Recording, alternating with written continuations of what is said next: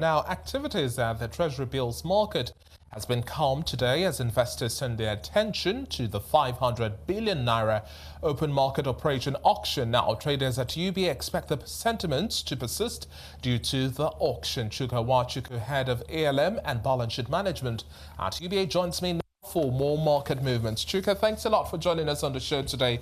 Now, investors' attention is clearly fixed on the OMO auction and the outcome. What's the update?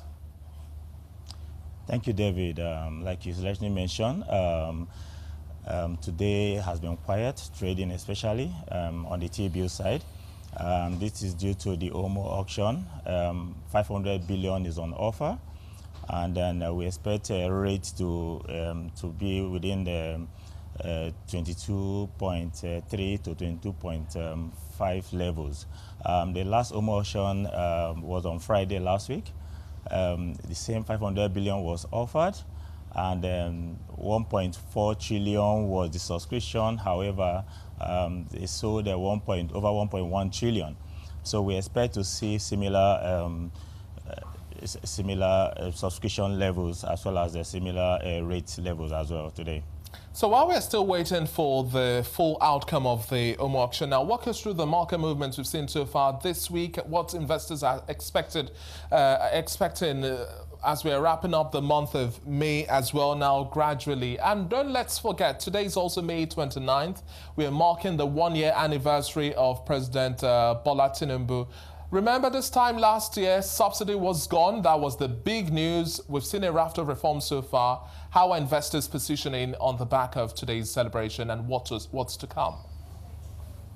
Okay, so let me go with the market expectation. The market has been largely characterized by a liquidity issue. We've had over 2-3 weeks of tightness in the system. In fact, at a point we had well over 1.5 trillion market short, in terms of liquidity.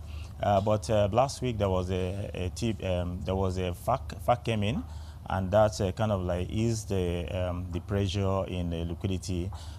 So today market opened in the positive of well over 400 billion. So we hope that this liquidity will continue. On the one-year anniversary of the current government, I think that the government has done quite a lot, irrespective of the fact that they met serious economic challenges. I'm particularly happy with the CBN monetary policy as regard the exchange rate stability. You could see that over the past couple of MPC meetings, they've consistently been raising MPR, and this is for to ensure that, one, that there's price stability, and secondly, to ensure that the inflows of FPI come in. And so we've seen that flowing into the fixed market, and that is why we've seen that yield has hugely elevated. We have 1 year, for example, of NTB trading around 20%. The OMO, like I said, the last result came out at 22.49. So that has attracted a huge inflow of FPIs, and that also, in extension, has elevated or has eased the pressure on the exchange rate. Yesterday, CBN intervened hugely around the 1,200 levels. Today, they have also continued the same way. Currently, they are intervening around 1,150 levels. And so all these are positive impact and something positive that we can look forward to going into the second year of this current administration. Yes, Chuka, I wouldn't let you go without also touching on the expectation of how long or for how long will we be able to sustain the Naira appreciation. Early on Monday, we were all celebrating the 10% appreciation. And now today, as at the close of yesterday, I beg your pardon, the Naira was trading at about 1,170. And this definitely is also adding to investors' confidence as well. Now, let's talk about what's to come in terms of the trajectory going forward.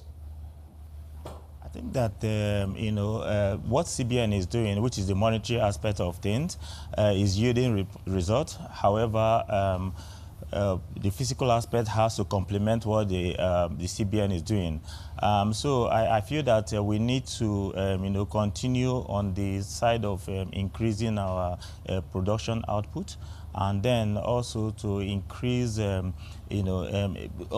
at other aspects of the economy, the agriculture, as well as the security. So all this will, we help boost economic growth. For how long will this take? I think that as long as the CBN continues to see positive inflows as regard the FPI inflows, CBN will be boosted by inflows of FX, and then they will continue to intervene as long as prices remain elevated. I think like the CBN governor has mentioned, his sole mandate, one of his sole mandates is price stability, and I'm sure they're on the way to achieve that.